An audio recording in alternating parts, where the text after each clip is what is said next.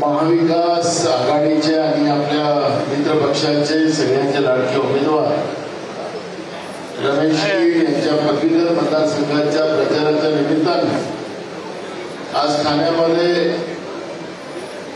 उपस्थित झालेले राष्ट्रवादीचे नेते आणि आमचे विधिमंडळाचे सहकारी सन्माननीय डॉक्टर जितेंद्र आव्हाड, त्याचप्रमाणे आमचे लोकसभेतले आणि विधिमंडळातले आम्ही दोन्ही सभागृहात होतो ते आमचे मित्र शिवसेनेचे नेते राजन विचारेजी, आमच्या पक्षाचे प्रदेशचे कार्याध्यक्ष माजी मंत्री नसीम खानजी, आमचे प्रभारी शरद अय्यरजी, आदरणीय ज्यांनी मगाशी आमच्या भगिनींनी या ठिकाणी जोरात भाषण केलं त्या आमच्या ताई ज्योती ठाकरे, आमच्या लोकसभेच्या कल्याणच्या आमच्या लोकप्रिय उमेदवार होत्या त्या आमच्या वैशाली दरेकर ताई, सुभाष कानडेजी, आमचे ठाण्याचे काँग्रेसचे अध्यक्ष सन्माननीय चव्हाण साहेब, आमचे सुहास देसाई, मनीष राऊत, सदासेठ, प्रदीप शिंदे, सचिन पोटे, दयानंद चोरगे, रेखाताई कोपकर, आमच्याकडे एक शिंदे मजबूत आहे शिंदेची, सगळीच मंचावर बसलेली सगळी तालुका अध्यक्ष, सेना असेल, ब्लॉक अध्यक्ष असेल, सगळे राष्ट्रवादी, काँग्रेस, आप, काँग्रेस, संभाजी ब्रिगेड, आमचे कल्लानी साहेबांचे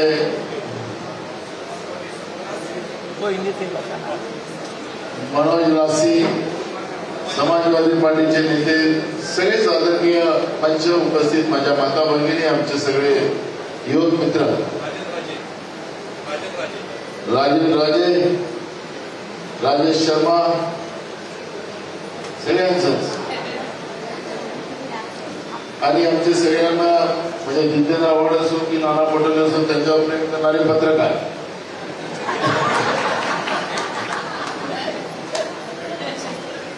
आणि इकडे संजय राऊत.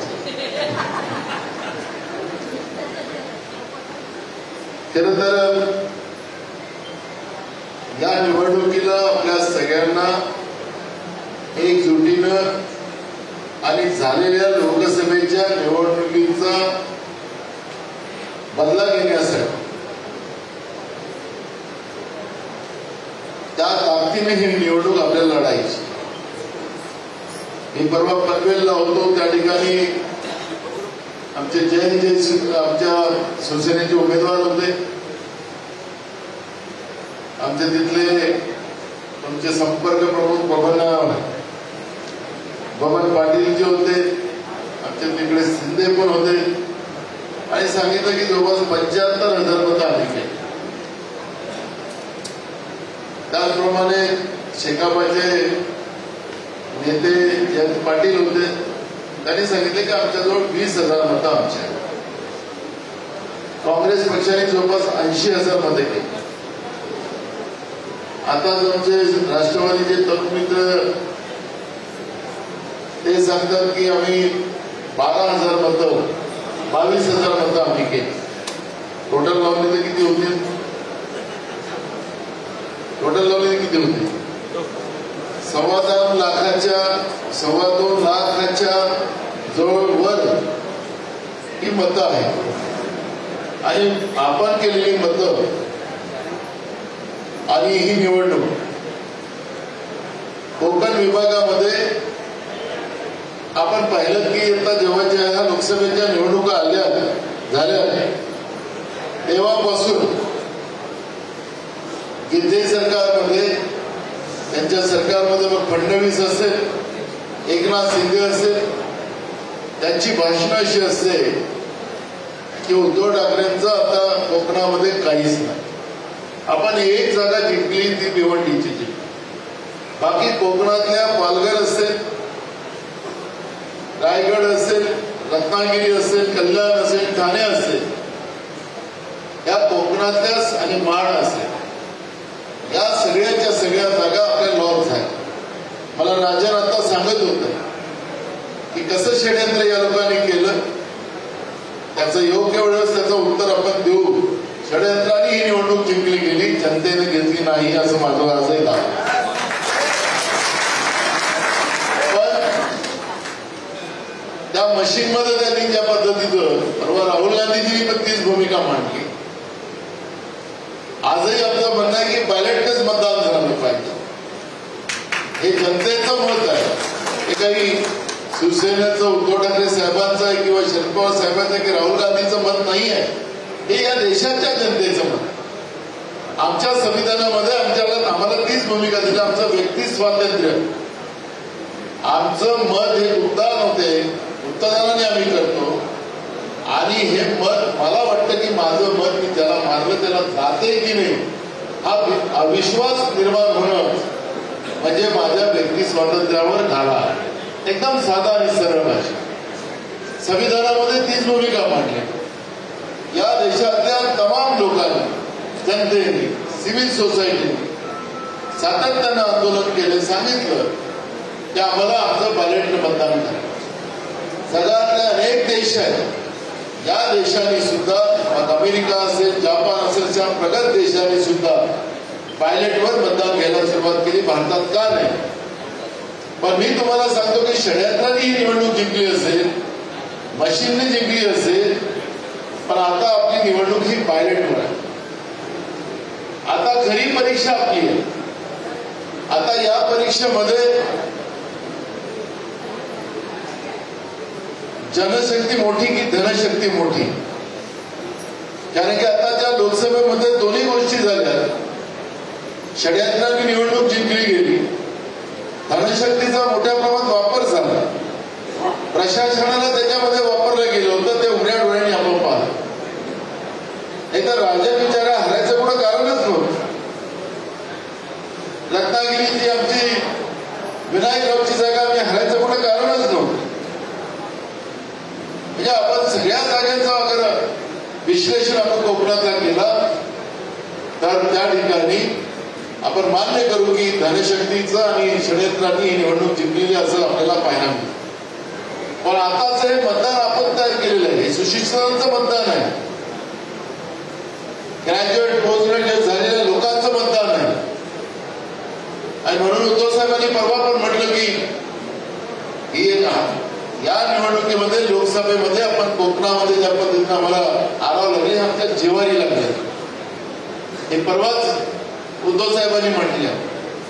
आणि म्हणून मला वाटतं की रमेश कीड हे जे उमेदवार आहेत, हे उमेदवार महाविकास आघाडीचे आहेत, पण या ठिकाणच्या ग्रॅज्युएट आणि पोस्ट ग्रॅज्युएटचं नेतृत्व करणारं हे रमेश कीडचं आपली उमेदवारी आहे.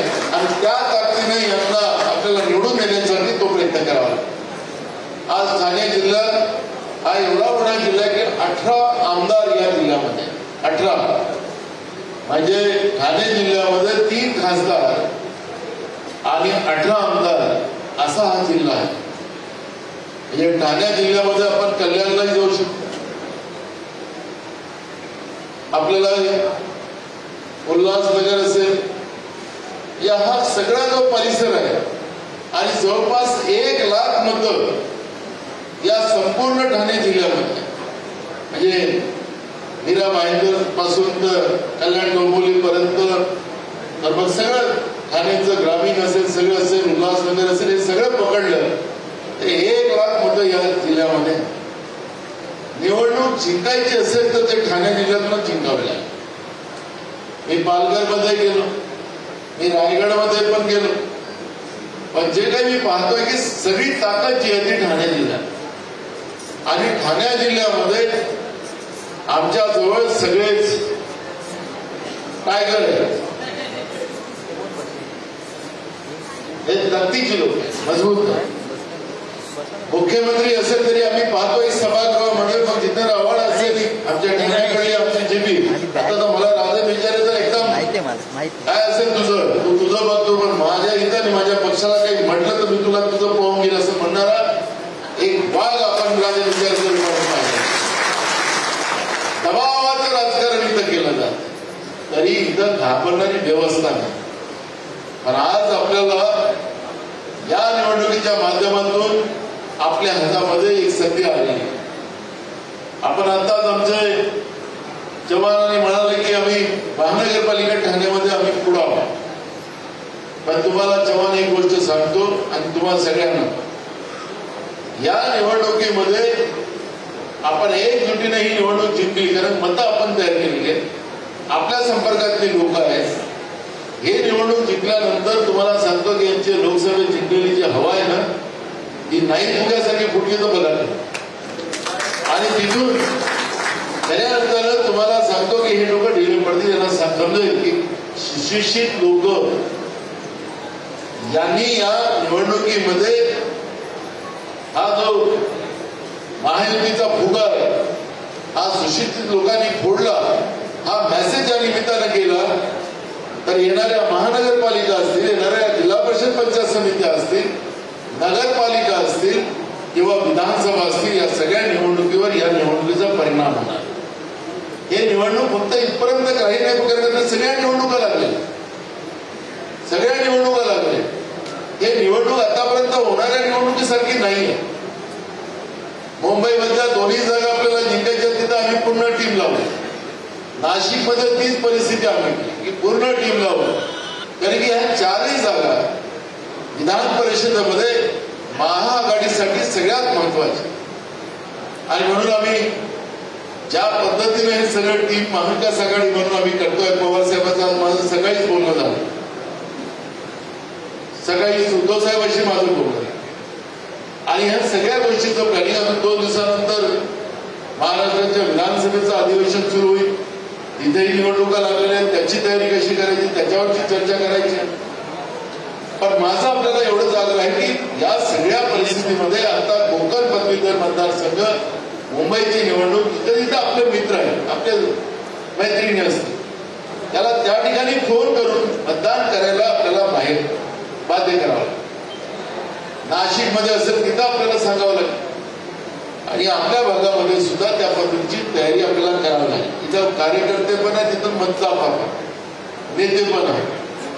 आणि म्हणून आपल्याला सगळ्यांना, कारण की ही निवडणूक आपण पाहतो की मोदीच्या नावानं या लोकांनी मत मागितलं, एकनाथ शिंदेच्या नावाने मत नाही मागितलं या लोकांनी. यांनी मोदीला मतदान द्या असं म्हटलं. मोदी तर एवढे विद्वान आहे की मोदी जे गाझियापट्ट्यामध्ये युद्ध चालू होतं ते मोदीने थांबवलं. पण देशामध्ये पेपरफुटी होते नीटची, ते नाही थांबवत आहे.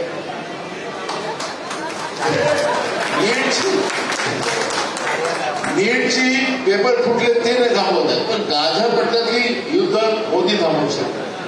मणिपूरमध्ये आमच्या महिलांना लग्न करून इज्जत लुटून त्यांना जाळलं जाते ते थांबवू शकत, ते तिथं थांबवू शकत नाही. पण गाझियापट्ट्याची युद्ध आमच्या देशाचा प्रधानमंत्री थांबवतोय, किती मोठा आहे. आणि त्यांच्या नावानं मतदान या महायुतीचे कोण म्हणत होते हे लोक, आम्हाला नको मतदान का ते असं म्हणत होतं नाही लोक मोदीला मतदान दे.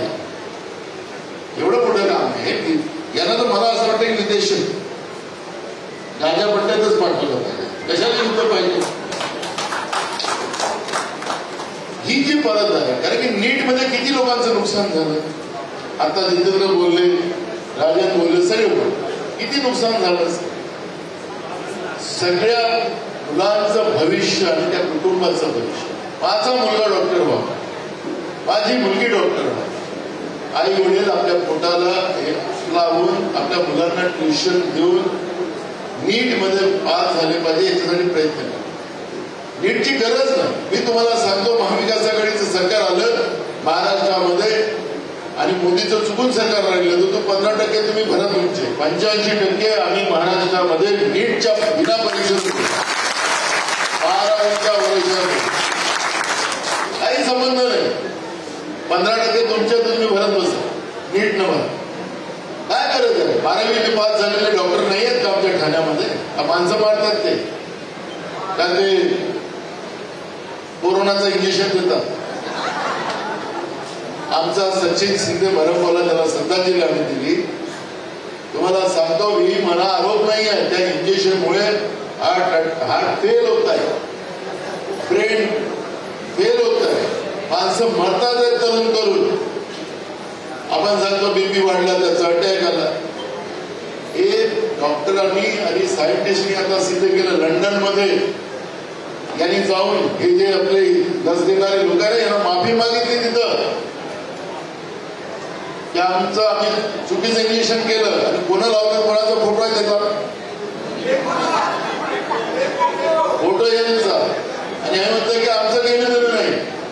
तरुण तरुण माणसं मरतात आहे, तरुण तरुण महिला मरतात आहे, लहान लहान पोरं बिचारे कोणी आईबाप नाही, काही दोघे मरत. हे पाप या लोकांनी करतो. आणि म्हणून मी तुम्हाला सांगतो की हे युद्ध आहे, हे लोकशाही वाचवण्याचं युद्ध आहे. हे मस्तावलेले लोक जे आहेत, भ्रष्टाचारानं इतका पैसा यांच्याजवळ झाला. आज महाराष्ट्रावर 2.5 लाख कोटीच्या वर कर्ज करून ठेवलं. मी रोज कर्ज करण्याची मर्यादा चालूच, आणि हे सांगतात की आमची मर्यादा अजून आहे.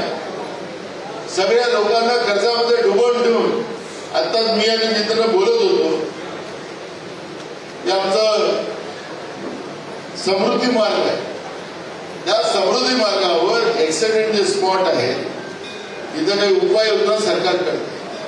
अधिकाऱ्यांनी 200 कोटीचं एक एस्टिमेट दिलं की हे असं करायचं. साहेब याच्यामध्ये जवळपास 50-60 कोटी 100 कोटी तुम्हाला वाचायचं, बाकीचं काम करू. मला काय फुटायचं अर्थ का, 1000 कोटीचं करा असं. साहेब तिथं नाही आहेत ऍक्सिडेंट, ते जेवढं आहे तेवढं करू. ते म्हणतात की नाही पूर्ण ऍक्सिडेंटचे स्पॉट आपण सगळं काम करा 1000 कोटी. आणि पैसे कुठले, पैसे बँकेतून लोन घ्यायचे आणि ते पैसे लावायचे आणि मग कर्ज चुकवायसाठी महागाई वाढवायची. आज देशामध्ये सगळ्यात जास्त महागाई असेल ती महाराष्ट्रात. कोणाला भोगावं लागतं. मी आता येता येता राज्याच्या उपमुख्यमंत्र्याला फोन केला, मुख्य सचिवाला फोन केला. मुख्यमंत्र्याला लावलं तर मुख्यमंत्री फोनच उचलत नाही, फक्त ते बिल्डर आणि कोणामध्ये फोन करते.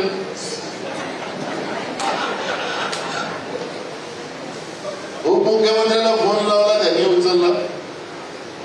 मुख्य सचिवांनी फोन उचलला, त्यांना सांगितलं की महाराष्ट्रामध्ये पोलीस भरती चालू, 17,000 जागा भरायच्या आणि 17 लाख मुला मुली अर्ज केले. हे जिल्ह्याच्या ठिकाणी ग्रामीण भागातून पोरं आली. या जिल्ह्याच्या ठाणे जिल्ह्याच्या पोरानं दुसऱ्या जागाला आपला स्टॉप येतो म्हणून तिथं जाऊन भरला. राहिला जागा नाही, गरीबाची पोरं कुठं बस स्टँडवर झोपलेत, कुठं रेल्वेवरच्या याच्यावर झोपलेत आणि तिथं ते पावसामध्ये कोरोना धावत. मी त्यांना सांगितलं की तुम्ही घेता घ्या. आम्ही सांगितलं की पावसात त्याच्याला घेताय, पहिले काय नाही घेत. त्यांनी घेतलं, तुम्ही त्यांना राहायची व्यवस्था करा. त्या फडणवीसांना सांगितलं आणि मुख्य सचिवाला सांगितलं हे राज्यातले आमचे तरुण आहेत. साधी कोतवालाची भरती झाली तर ग्रॅज्युएट पोस्ट ग्रॅज्युएट मुलं त्या कोतवालाच्या भरतीमध्ये आहे. शिक्षणाचं शिकलेल्या मुला मुलींची काय अवहेलना हे लोक करतात. महाराष्ट्र बेरोजगारांचा महाराष्ट्र निर्माण. आणि आज त्याच शिक्षकांचा विषय आपण काढला की 2021चं जे शिक्षण धोरण केंद्र सरकारने आणलं त्याचा उल्लेख आता आमच्या पवार साहेबांनी केला. आणि माडमध्ये जाऊन हे मनुस्मृती जाळली. त्यांना 2021च्या धोरणाच्या जो केंद्र सरकारने नरेंद्र मोदीचं जे धोरण आणलं शैक्षणिक, त्याच्यामध्ये मनुस्मृती यांना पाठ्यपुस्तकात आणायची. शाळा बंद करायची. आमच्या गरिबाच्या शेतकऱ्यांच्या मुला मुलींना शिक्षणच मिळू नये अशी व्यवस्था करायची. राज्यामध्ये जवळपास 30,000 शाळा बंद करायच्या जिल्हा परिषदचा निर्णय. एकीकडे बेरोजगारी वाढत चालली, शिक्षक शिकलेले आहेत, त्यांना नोकऱ्या नाही. प्रत्येक ठिकाणी म्हणजे उद्या तुम्ही शिकूच नका आणि गरीब होऊन जा, म्हणजे गुलाम म्हणून आम्हाला वागता येईल ही मनुस्मृती आहे. महिलांचं तर आहे, ते सांगितलं ते. त्याच्या पलीकडे अजून आहे खूप साऱ्या गोष्टी ते बोलू शकत नाही तुमच्या समोर. आणि बोलण्याचं लाईक आपलं ते बोलता येईल आपल्यासारखं आपण, कारण की आपण पुरुष आणि महिला या दोघांनाही समान मानणारी लोक आहोत. शाहू फुले आंबेडकरांचा विचार मानणारी आपण लोक आहोत. तर या लोकांना काही घेणं नाही. आणि म्हणून अशा या परिस्थितीमध्ये आपल्याला सगळ्यांना ही निवडणूक महत्वाची. ग्रॅज्युएट पोस्ट ग्रॅज्युएट मतदार या ठिकाणी मतदान करणार. मला राजनजी सांगत होते की आता त्यांनी शाळा कव्हर करून घेतल्यात. प्रिन्सिपलसाठी वेगळा कार्यक्रम, पॅकेट वजनासहित, मुख्याध्यापकासाठी वेगळं पॅकेट, त्याचं वजन वेगळं, अशा पद्धतीचं काम सुरू झालं. मला मी सांगतो की मी आणि जितेंद्र आम्ही अनेक वर्ष या विधिमंडळात काम करतो. आम्ही कधीच या पदवीधर मतदारसंघातला जो कॅन्डिडेट आहे, जो आमदार आहे आता सध्या, किती तारखेपर्यंत राहील, 31ला निकाल आहे ना, 31ला निकाल आहे, 26ला 1 जुलैला निकाल आहे. 1 जुलैपर्यंतचा आमदार आहे, असा जो आमदार 1 जुलैपर्यंत. तुम्ही या कोकणातल्या कुठल्या तरी विषयावर त्यांनी प्रश्न मांडला का इथल्या ग्रॅज्युएट लोकांसाठी? इथले जे कारखाने येतात आपल्या सगळीकडे त्यांच्यासोबत महाविकास आघाडीचं जेव्हा सरकार होतं, स्वतः जितेंद्र त्याला मंत्री होते, उद्धव साहेब राज्याचे मुख्यमंत्री होते, हे जेवढे जुने कारखाने त्याचं ऑडिट आणि जे कारखाने धोकादायक आहे त्या कारखान्यांना नोटीस देऊन त्यांना सगळं कारखाना अपडेट करायला सूचना दिल्या. जसं धोक्याचं सरकार या राज्यात आलं तर या सगळ्या कारखान्याला चालवायची परवानगी.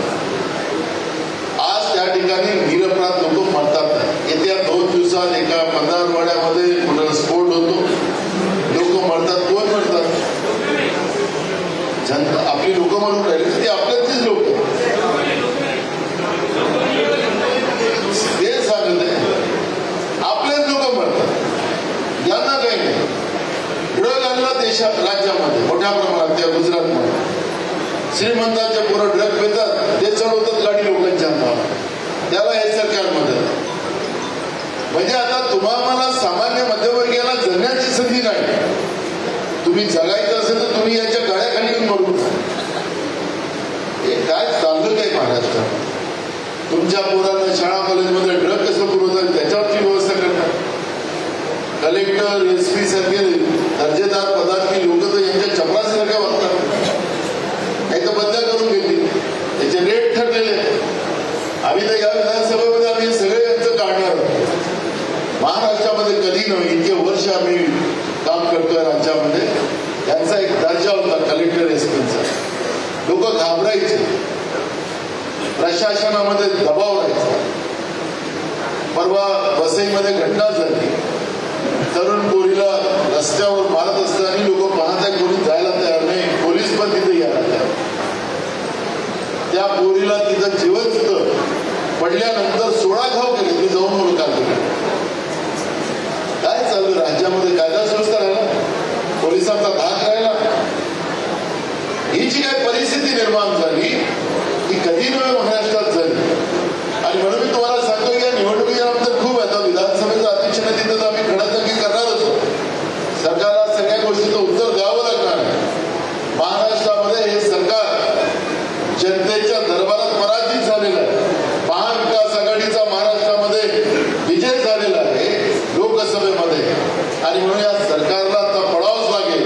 आणि म्हणून या सरकारला जनतेच्या एक पैशाचा हिशोब आणि राज्यातलं शाहू फुले आंबेडकरांच्या महाराष्ट्राला, छत्रपती शिवाजी महाराजांच्या महाराष्ट्राला ज्या पद्धतीने या लोकांनी बदनाम केलं, विचाराला काळीमा लावली, त्याचा एक हिशोब आम्ही येणाऱ्या अधिवेशनात घेणार. कारण की इकडे मोर्चा काढला की लावले गुन्हे दाखल, नॉन अवेलेबल ऑफिस. हे काय चाललं नाही महाराष्ट्रात. मला माझ्या हक्काची लढाई लढायचा मला अधिकार आहे. मला प्रशासन आणि सरकारच्या विरोधात बोलायची संधी आहे. मी बोलू शकतो, भांडू शकतो. तुम्ही का बोललात म्हणून तुमच्यावर गुन्हे दाखल केले. काय चाललंय रात्री? नॉन अवेलेबल ऑफिस सांगतात आणि कोर्टामध्ये तारखा लावून टाकतात, जा तुम्ही भांडत बसा. हे तुमच्या अधिकाराची लढाई लढायचा अधिकार या महाराष्ट्रात नाही. फडणवीसांना त्या पद्धतीचे कायदे या राज्यात. आणि म्हणून मी आपल्या सगळ्यांना सांगतो की ही निवडणूक आपल्या सगळ्यांसाठी महत्वाची आहे. उद्याच्या राजकीय राजकीय व्यवस्थेच्याही आहे. महाविकास आघाडीचा कोकणामध्ये पुन्हा आणि परवाच्या झालेल्या लोकसभेच्या पराभवाचा बदला घेण्यासाठी ही निवडणूक आपल्यासाठी महत्वाची आणि म्हणून याच्यात किंतु परंतु नसला पाहिजे. आमचे जे टीव्हीवाले आमचे भांडणं रोज लावतात. आमचं तसं पुढंच काही नसतं. जबरदस्ती भांडणं आमची लावतात. मी काही तसं बोलत नाही, संजय राऊत तसं बोलत नाही, जितेंद्र काही बोलत नाही, पण ते आगीलाग असे लावतात. मी बोललो तर तो जितेंद्र तुम्हाला असं काय बोललं, तो तिकडे जाऊन संजय राऊतला त्याचं आग लावतात. कारण त्यांना 24 तास चालवायचं आहे ना TRP त्यांची दुकान. आता आम्ही पण ठरवलं आता पुढच्या काळात त्यांच्याशी बोलायचं नाही. आता काही बोलायचं काय बोलायचं बोललं तर उलट लावतात. आणि म्हणून मी तुम्हाला सांगतो की एक गोष्ट लक्षात ठेवा, त्यांचे प्रश्न घेऊन लढणारी महाविकास आघाडी महाराष्ट्रामध्ये मी तुम्हाला सांगतो जसं जितेंद्र म्हणाले की येणाऱ्या काळामधलं हे सरकार जे येईल आता 4 महिन्याच्या नंतर हे महाविकास आघाडीचं येणार आणि हे महाविकास आघाडीमध्ये पदवीधर मतदारसंघातले आपले उमेदवार रमेश कीर हे सरकारमधले आपले प्रतिनिधी राहावेत अशी भूमिका माझी या ठिकाणी आहे. आणि म्हणून रमेश कीरला आपण मोठ्या प्रमाणात खूप सारे विषय मी या ठिकाणी आपलं विधानसभेचं आहे. पण मी तुम्हाला सांगतो की ही निवडणूक आपण सगळ्या लोकांनी आता ब्लॉक लेवलवर तालुका लेवलवर सगळ्या पक्षाच्या लोकांचं युनिट तयार करायचं आणि शेवटचा जो वोट आहे तिथपर्यंत सगळ्यांच्या ड्युट्या लावायच्या, सगळ्यांचं मतदान करून घ्यायचं. 26 तारखेला पाऊस भरपूर आहे. त्या हवामान खात्याचा अंदाज जो आहे 26 तारखेला पाऊस भरपूर राहणार. मी अनेकदा गमतीनं म्हणतो की कोकणातल्या लोकांना पाऊसच लागत नाही. मासे खातात तर दुपार सरणे घासत म्हणजे पाऊस इकडे येत राहतो, थोडा थांबता एक सर गेली की पुन्हा लोक कामाला लागतात. हे ओलं होत नाही. त्याच्यामुळे पाऊस कितीही असतो पण आपल्याला मतदान जास्तीत जास्त आपलं करून घेणं हे आपल्या सगळ्यांचं कर्तव्य आहे. आडवी उभी रेषा करायची नाही. एकच कशी ठाकरे सांगितलं त्याप्रमाणे आपली एकच रेषा त्या ठिकाणी झाली पाहिजे आणि 1 नंबरवरच आपले उमेदवार आहेत. नंबर 1 नंबरचा माणूस 1 नंबरवरच आहे आणि 2 नंबरवर. त्यामुळे आपल्याला या निवडणुकीमध्ये कमर कसून त्या पद्धतीनं सगळ्यांचंच ठाणे जिल्हा एवढा मोठा जिल्हा आहे, 1 लाख मतं या ठाणे जिल्ह्यामध्ये आहे. त्याच्यामध्ये आपल्याला सगळ्यांनीच मिळून रमेश कीरला बहुमतानं निवडून आणण्याचा संकल्प करून या ठिकाणी आपल्याला सगळ्यांना जायचं आहे. मला विश्वास आहे की ठाणे जिल्ह्यामध्ये सगळ्यात जास्त मताधिक्य धनशक्तीच्या विरोधात जनशक्तीचा विजय आपण सगळेजण कराल असा विश्वास व्यक्त करतो आणि माझे 2 शब्द पूर्ण करतो. धन्यवाद.